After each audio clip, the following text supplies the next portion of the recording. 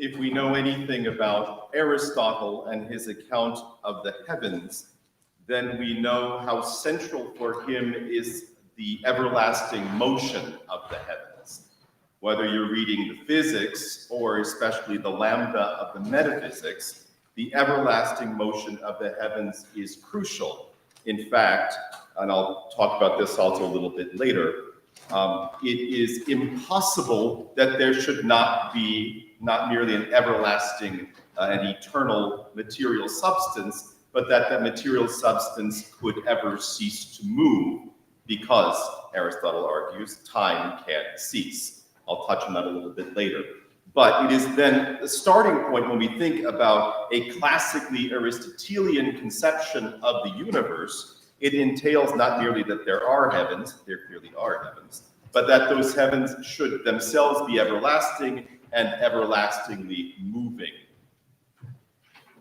For Thomas Aquinas, one of the features of what he calls the renovatio mundi, so the renewal of the world, involves precisely the claim that the heavens stop moving.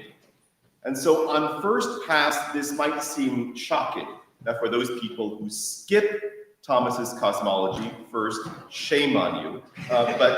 But second of all, this may seem somewhat a bit odd, because we're accustomed to think of Thomas receiving more or less his physics from Aristotle. We may accept that he disputes him here or there on metaphysical points or things, but we tend to imagine that we can just reliably read Aristotle's physics and know what Thomas thinks. And when we read Thomas's physics, we, at least as good Thomists, presume that he knows what Aristotle thinks. So this should strike us as shocking, because Aristotle cannot and will not admit that the heavens are the kinds of things that stop. And Thomas is committed to the claim that, at least at the renewal of the world, they do and will cease their motions. So what I want to look at today is in part why he thinks that's so, that is why Thomas thinks that's so, what we should make of that argument, and then whether or not Thomas's reasoning here is just a terrible case of ad hoc reasoning trying to juggle his many authorities, or whether maybe he has a principled reason to come to the conclusion that he does. So now this may be, some of what I will talk about now may be new to some, may be boringly old to others, but to understand this, we need to rehearse, actually at some length, what Thomas thinks celestial bodies are and how they work. So for those of you who know medieval and ancient cosmology well, you can relax and make sure that I'm right. For those of you who don't know it well, welcome to medieval cosmology. So to begin, it's going to be helpful to recall just what Aquinas takes celestial bodies to be. And to do that, it might be helpful to remember what they are not. So for Aquinas, first of all, heavenly bodies are not elemental bodies. That is, unlike all sublunar objects, namely those things that we encounter and interact with in this world of flux, of coming to be and passing away, celestial bodies, by contrast, are not composed of earth, water, air, or fire, nor any mixture of those elements. While they are clearly material, as they are clearly visible, and thus they must be material, or at least some of them are visible, and we'll touch on this later, celestial bodies are made, on Thomas's view, and Aristotle's, of their own kind of matter. Matter which is uniquely suited to, and whose potency, except to place, is altogether exhausted and fulfilled by their forms. Now, I should say here, before the people checking the bibliographies want to leap at me, there is some dispute about exactly what Thomas took the celestial bodies to be made of. I'm presenting here his most mature presentation that you will find in his commentary on the De Cielo, or in the De Substantiis Separatis. So there is some development of Thomas's thought on this point, but either you can ask about it in questions, but I don't want to delay us here. As we will see below, the unending circular motion of the heavens is altogether in contrast to the natural motion of elemental bodies. Likewise, the incorruptibility of heavenly bodies stands in sharp contrast to the constant change and flux of sublunar bodies. For Aquinas, as for Aristotle, the perpetual, regular, circular motion of the heavens, or at least the visible per accidens motion of the stars and planets, sun and moon, and their inalterability in quality and quantity, that is, being always the same, except in terms of place or accidental features of place, such as relative brightness due to proximity, as well as their lack of generation or corruption among them. We don't have, again, phenomenologically looking up at the heavens in normal human lifespans, we don't have new stars coming to be, or any stars that we see passing away. Right? These are all evident to the senses on Thomas's view, and confirmed by continuous observation. To get your mind in this place, consider, for example, the ability to predict accurately all celestial phenomena, where any given star will be centuries and centuries in the past, and have those predictions be accurate, or accurately to predict exactly when solar eclipses or lunar eclipses will occur, centuries before they happen. None of these features are found among elemental bodies, whether simple or mixed.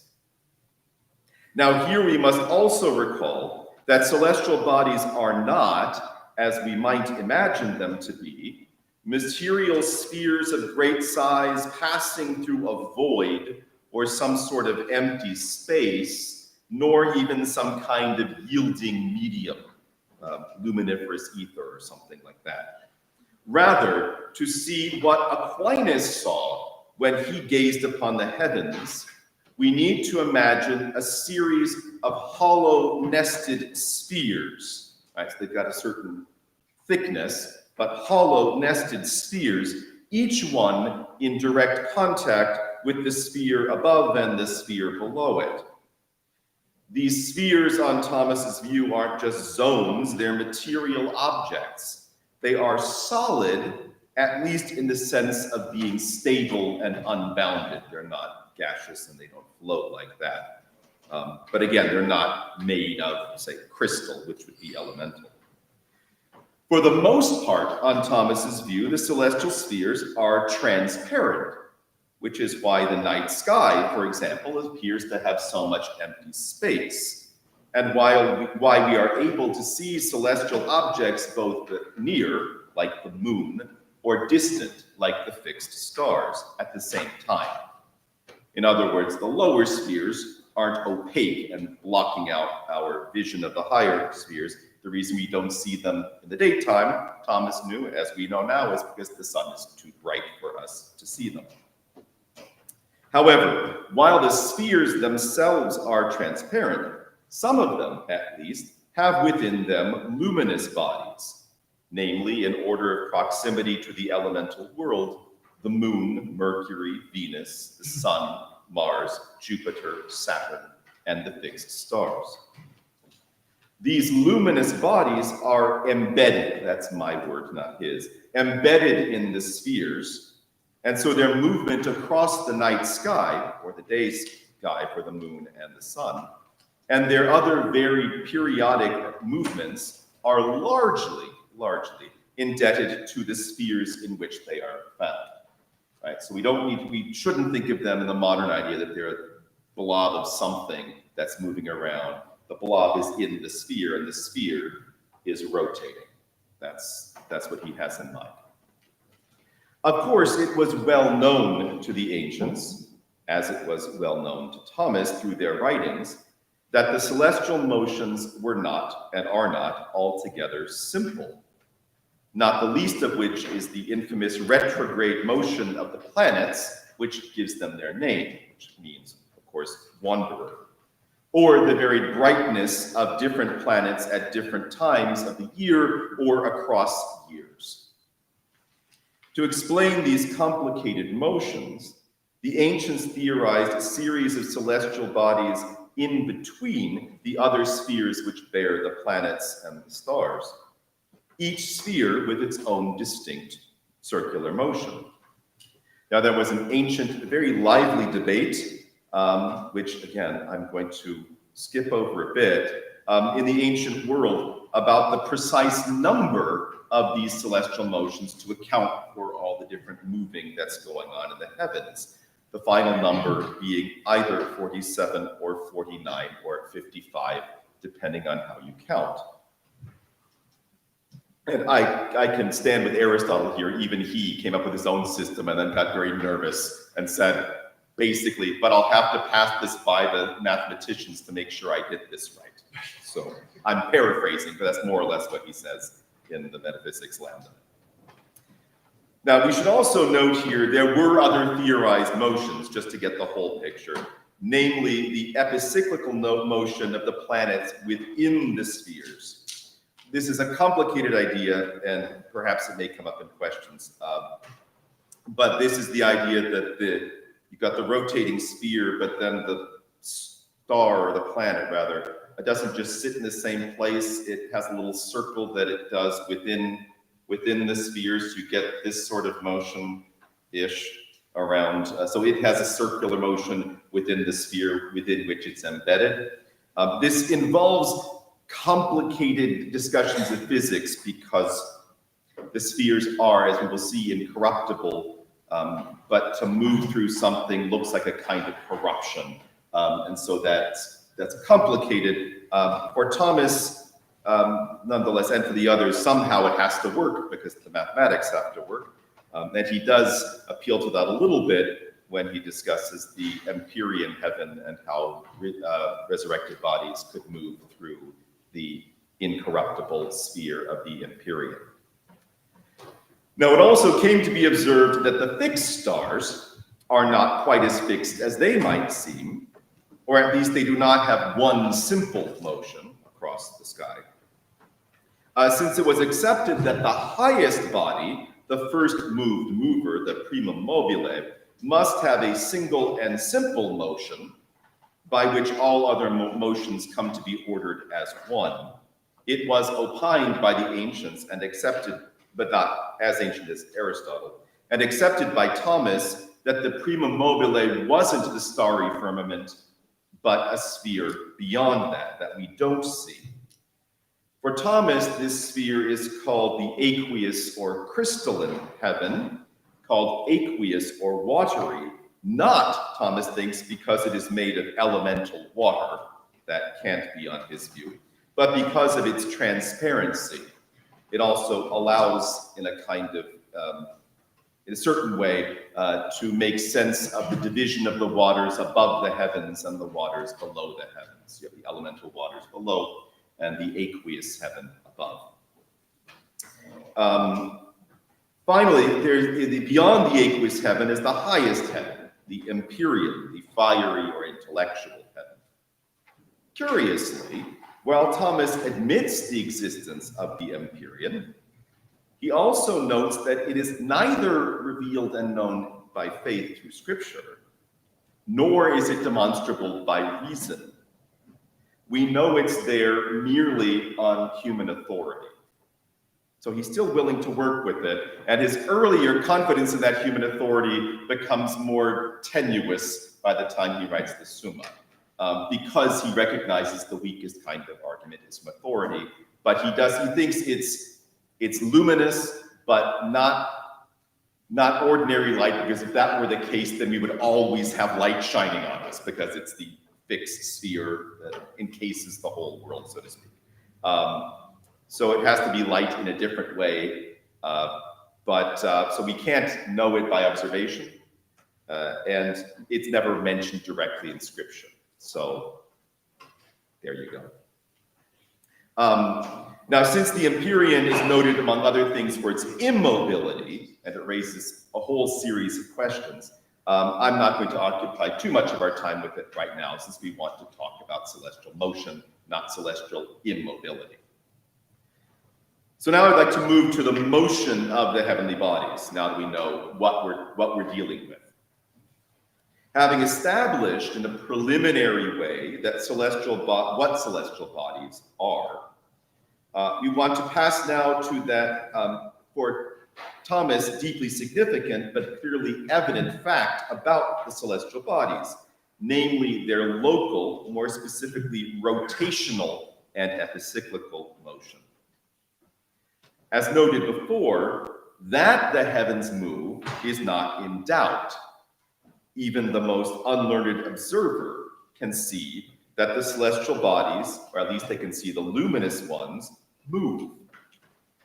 Even without careful tracking of all of the stars, it is also clear that celestial bodies have cyclical motions, some daily, some monthly, others seasonal, others yearly, or others taking many years to complete their cycle. Moreover, it is equally clear that the motion of heavenly bodies is altogether unlike the motion of the sublunar realm. Heavenly motions are regular, uniformly circular or derivatively circular for the planets, and absolutely reliable and predictable with mathematical certitude. On an Aristotelian view approved by Aquinas, motions can be reduced to four kinds: motions of corruption and generation, that is, of substance; motions of alteration, a change of quality; motions of growth or diminution, a change of quantity; and locomotion, a change of place.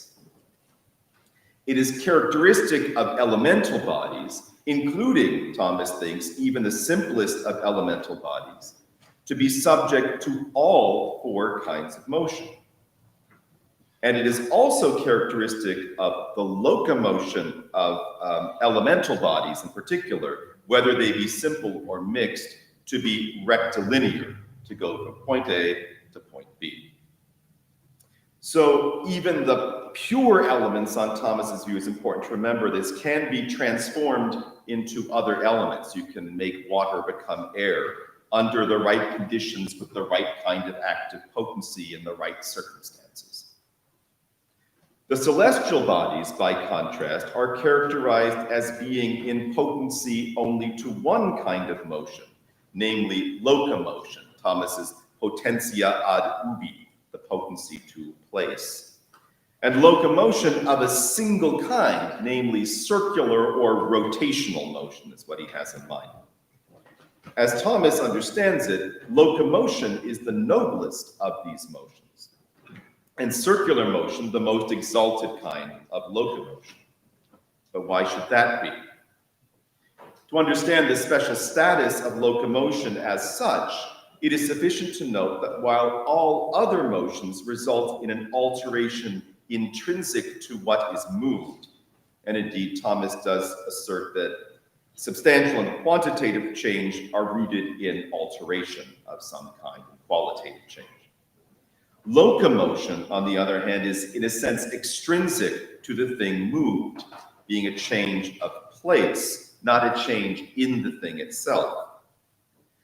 As freedom from change is, on Thomas's view, characteristic of perfection, a motion which does not touch a substance intrinsically would be more fitting to what is more perfect and more exalted, and so the kind of motion suitable to celestial bodies. To grasp the perfection of circular motion in particular, we need to attend to the distinction between imperfect and perfect activity. In imperfect activity, so long as, or to the extent that, the activity is taking place, the end of that activity or that motion is not actual. When the end is actual, the activity ceases. In perfect activity, in contrast, the end exists and is actual in the process of the activity itself. So we might think of something like baking a cake or walking to the store as imperfect activities. So long as you are baking a cake, you do not yet have a cake. And once you have a cake, unless you're not good at it, you stop baking. And strictly speaking, in physics, you have stopped baking the cake, you're now burning the cake if you keep it in the oven. Likewise, you are not at the store when you are walking to the store. And once you've arrived at the store, your walking to the store ceases, even if you begin a new disjunctive activity, namely walking inside the store. The paradigm case of perfect activity is intellectual, and this will be relevant in a moment, such as contemplation. To perform an act of pondering something, say pondering the motions of the celestial bodies, just is the activity of contemplation. You don't stop contemplating once you have a contemplation the way you stop baking once you've baked the cake. To contemplate is, if you will, to have the cake already and to be baking it, if such a thing could happen. In this sense, while it is in this sense that rectilinear motion is imperfect, going from point A to B is imperfect, while circular motion is the most perfect, at least among locomotions. Unlike rectilinear motion, circular motion, and especially the circular motion of the celestial bodies, is perpetual and continuous, without proper beginning or end. While a rotating body is, in a sense, always in potency to another disposition of the same body, and so its potential parts continually change place. If this spins here, then this part, even though it's a continuous thing, is now here, now it's here, right? That's the idea. In a more fundamental sense, though, the rotating body stays where it is, like a spinning top. The spinning top, in a sense, is moving, but in another important sense, it's staying put. And that's the closest, on Thomas's view, that a physical change of place can be to the perfection of intellectual activity. Now, is this motion, Thomas asks, natural to the celestial bodies? In an important sense, Thomas denies that these movements are natural in one sense. We'll get to the way they're natural in another. On his view, proper natural motion always has an inclination to some place where the body comes to rest and motion ceases. To be sure, in the proper sense, elemental bodies are not themselves movers the way, say, an animal is. I'm talking about pure elemental bodies. But the proper mover of a pure elemental body is the agent that generates it, giving it its form that is inclined to its natural place. And also in an improper sense, one can move simple elemental bodies or mixed bodies insofar as they're moving as elemental bodies, like if I fall down some stairs, right? Then I'm moving as an elemental body, not so much as an animal. It's the agent that either impedes that motion or remove impediments that can improperly be said to be the mover. Think of a tank holding water up high, and then think of opening the spigot and the water coming out as impeding motion and allowing motion. But when a body, an elemental body, has reached its proper place, for earth the center of the sphere, for water above that, then followed by air, and finally fire, it comes to rest. Its rectilinear motion ceases. Now, if this is the paradigm for natural motion, then it is clear why the motion of celestial bodies is not natural in that sense. Celestial bodies, unlike elemental ones, do not have a natural place. There is no location or disposition of the celestial sphere where the motion comes to rest, towards which it speeds away when it gets closer, or you can only move it away from that coercively. Right? That's not what happens in eternal and effortless circular motion.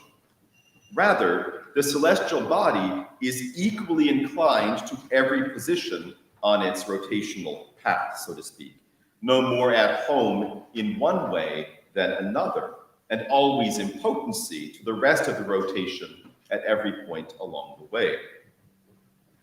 So if natural inclining does not account for the rotation and circular motion of the celestial spheres, what does?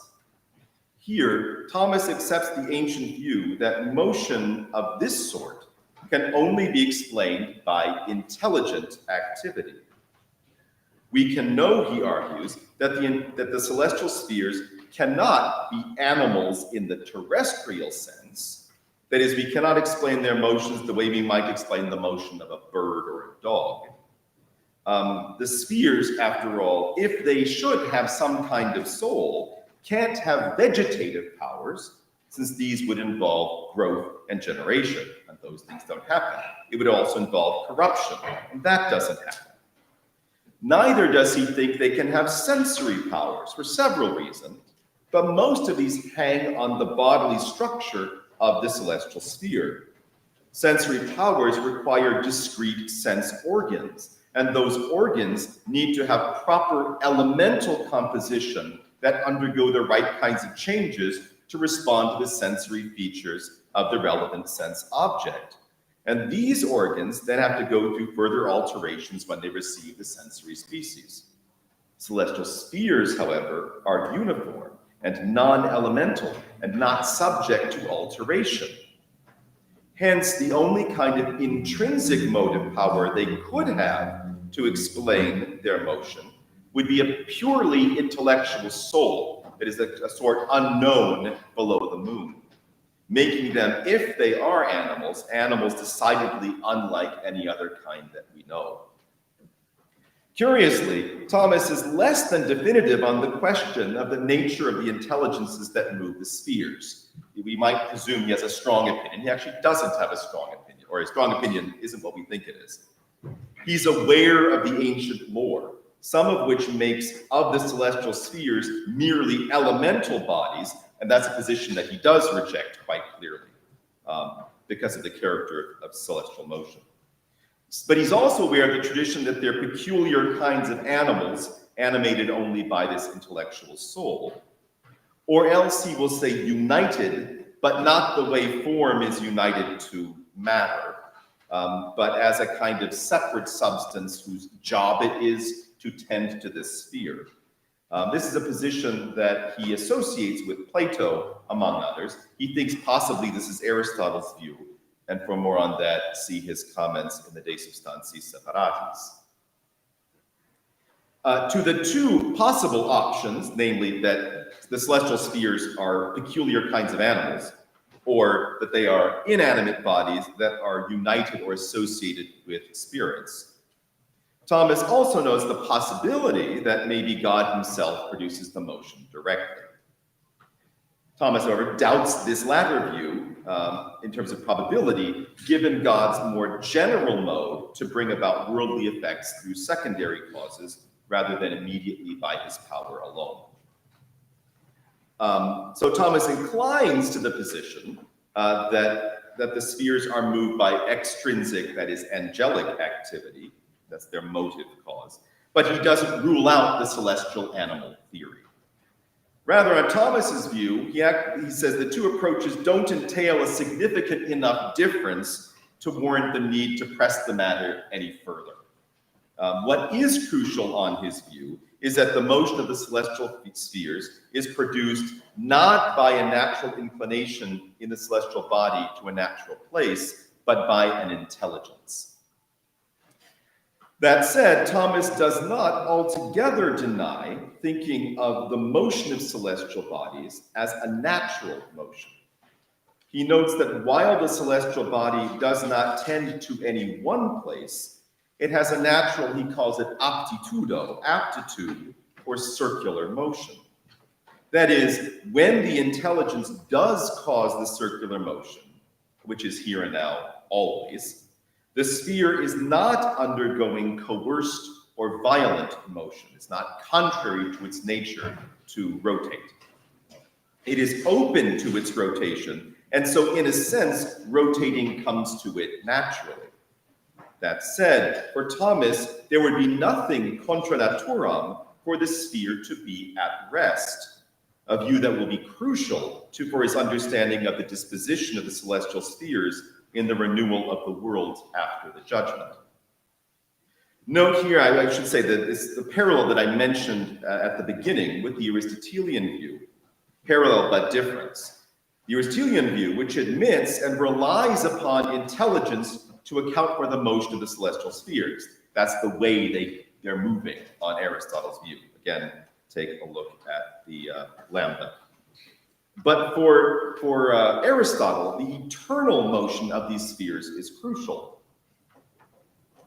Apart from the eternal moving substance, one whose motion is circular, Aristotle thinks that if there isn't eternal motion, we can't guarantee that time would not cease. But on Aristotle's view, the notion that time should cease, or contrastly have a beginning, is incoherent. That's Aristotle's argument. And so therefore the motion of the stars must necessarily be eternal. Aquinas is not convinced by Aristotle's arguments regarding the impossibility that there should be a beginning of time, or for that matter, that time should end. That said, he does accept the idea that the motion of the spheres does not, considered in itself, indicate any temporal beginning or end. This is the subtlety of his argument in the De Aeternitate Mundi. The motion of the stars not being the kind of motion that starts from somewhere and tends to go to some discrete place. And since the substances in motion are themselves ungenerated and ungenerable, if all you were doing is pondering the motions and the things in motion themselves, you would be perfectly entitled to think that there's nothing wrong, that they should always be in motion and never cease to be in motion. That's how Thomas threads that needle. So what does the celestial motion do, and what is it for? Apart from causing the planets and stars that are in the spheres to pass across the sky and to arrange themselves in various pleasing patterns, what does celestial motion do? When something is burned by fire, things seem clear enough. The burned object is altered or corrupted if we burn it all the way. That is, the burned object is brought into motion by the motion of the fire. That is, the fire moves through its calorific power, with all respect to Hume, to produce a motion in the other body by setting it on fire. When a frog generates a frog, things likewise seem clear enough. The male frog, on Aristotle's view, we would probably say male and female, but the male frog acts, that is, it moves, engaging its generative power upon the maternal matter, and bringing that matter into motion, through which motion is educed the form of a frog. At first glance, it seems that we do not need anything else to explain the resulting motions. However, here we must recall the oft-repeated adage, omne quod movetur ab alio movetur. Everything which is moved by another. Since in the case of fire and in the case of the frog, we have not only the motion produced in the patient, but also the motion of the agent, we need some other to account for the agent's motion, the putting into motion of their powers to produce change. What is it that moves the heat of the fire to produce a change in the ignited object? What is it that moves the generative power of the frog to produce the tadpoles? On Aristotle's physics, which Thomas follows here, even natural active potencies must be put into motion in order for them to cause motion in another. And for all sublunar natural motions, this originating motion comes from the motion of the celestial bodies. To be clear, we need to be careful not to misunderstand the claim being made here. The celestial bodies are not the proximate motive cause of sublunar natural motions. They are quite clearly and very literally remote causes. They're very far away. The motions of the higher spheres passing their motive causality down through the various heavens, which being perfect only receive motion, right? But finally arriving to the elemental terrestrial world. They are also universal causes. Unlike finite and particular causes, like the fire and the frog we considered above, which act univocally and only on whatever immediately can receive their motion, universal causes exert a more general influence, bringing about a whole array of distinct effects in diverse substances, each in accord with its ability to receive the motion of the sphere in its own way. Being universal causes, the celestial spheres do not pass on their motion in a univocal way. That is, the motion of the sun going around the earth doesn't make me rotate. That's the idea. But the motive power, what they do, produces and moves the motive powers of the sublunar objects. That said, celestial motions do not, in general, bring about any sublunar motions without the activity of the sublunar substances themselves. While the motion of the celestial bodies is necessary for the sublunar motions, it is nearly always insufficient. After all, even if we can say, as both Aristotle and Aquinas do, that man is generated by man and the sun, solar movements cannot cause the generation of any man without the activity of the man himself. Even if we think of sublunar substances as instruments of the resulting changes and motions, they are necessary instruments which impart their own mode of acting on the resulting motion, and without whose distinct and contributing motion the effect cannot come about. Indeed, Thomas will note that the very fallibility of the sublunar substance is relevant here, because the perfect and unimpeded motion of the celestial bodies does not and cannot communicate its own necessity to the sublunar substance, which can be impeded and does not act always, but for the most part in certain ways. It can fail in its proper natural activity. I don't know if Thomas is going to talk more about that later. Maybe he will, I don't know. Now there is, of course, I'm just going to add parenthetically, the famous case of the generation of lower animals from putrefied matter. But even on Thomas, that is, this activity of the sun causes maggots to spontaneously generate in decaying flesh. But even here, Thomas doesn't think this is really properly an exception. The operative notion that is going on is that the decayed matter has a kind of potency which can be moved by the celestial bodies, particularly the sun. The motion of the sun, after all, can't just produce maggots anywhere all the time for no reason whatsoever, but only when the relevant matter with the relevant potencies is moved by the solar motion to act. So what the exception here is just you don't have univocal cause, he thinks, to produce certain kinds of worms or eels. Now, what all of this means, among other things, is not only that all sublunar motions result in part from the motions of the celestial bodies, but also that should the celestial motions cease, those same sublunar motions would also cease. There would be no more generation or alteration or increase or decrease caused by or resulting in the elemental bodies. Even those bodies which would have a natural power to bring about those motions, like the heat of the fire or the generative power of the frog, they would no longer do so, nor indeed be able to do so. It is not that they would have lost their natures, it's just that they would not be moved. According to Thomas, the end or telos of the motion of the celestial bodies is precisely to bring about the motions of the sublunar world.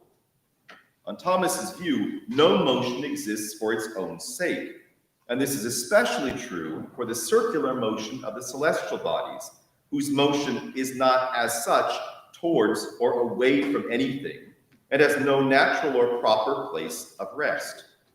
As Thomas sees it, just as the generative motions of plants and animals occur not merely that this or that animal should reduce some particular matter to act, but their telos is that the whole species might continue and so partake in a likeness of the eternity of God.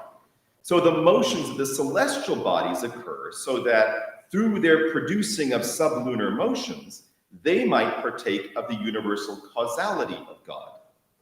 Furthermore, it is not merely for the sake of any motion, but rather for the whole ordered series of motions of elemental bodies, who then get mixed to produce mixed bodies, from which are brought forth plants, which are then consumed by animals, all of which serve the growth, nourishment, preservation, use, and especially generation of man. Yet even this isn't the whole story, since all bodily motions are what they are for the sake of the generation of men, and those things necessary for that generation.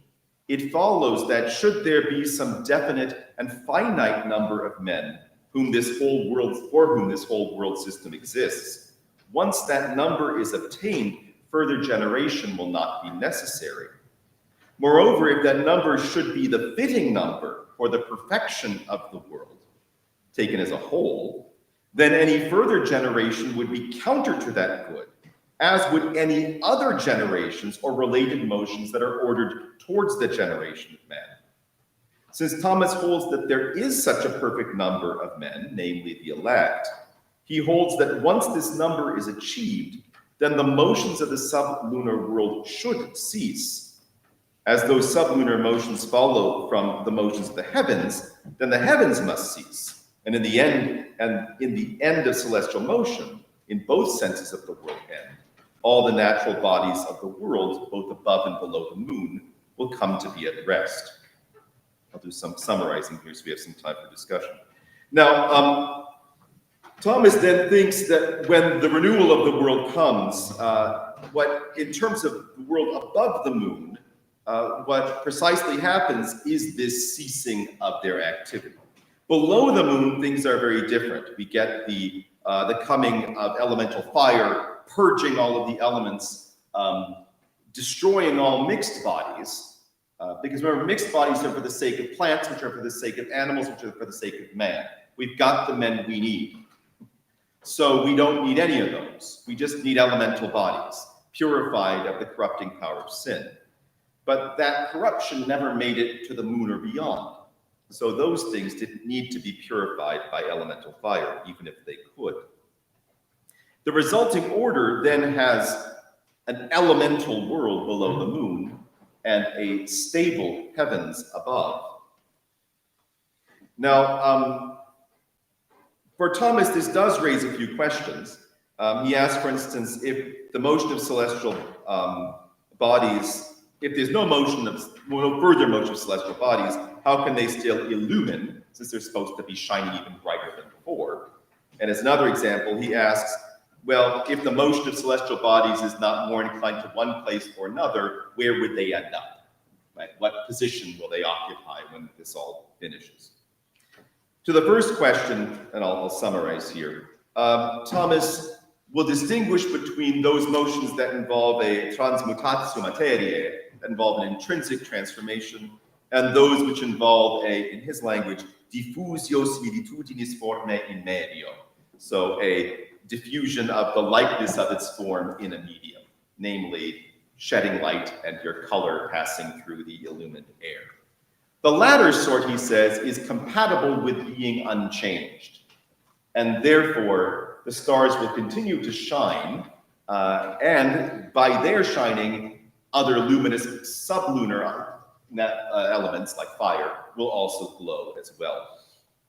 As to the second opinion, he notes that there are different views, but he says that he rejects, interestingly, the view that says that the stars will end up where they began.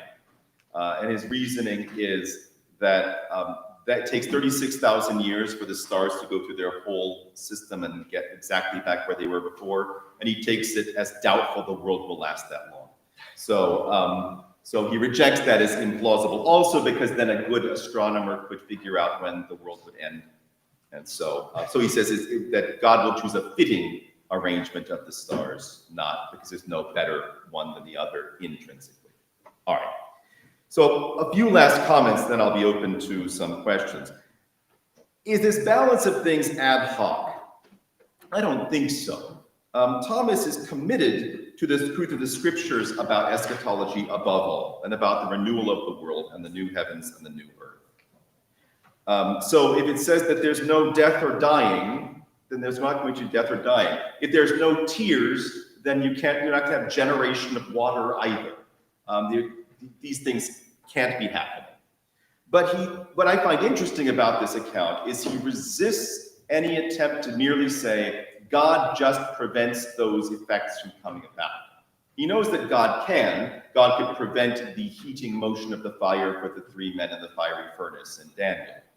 But his view is committed to the idea that if things can remain as they are to accomplish what the new creation is to do, then they'll remain as they are, because that's why they were made that way in the first place.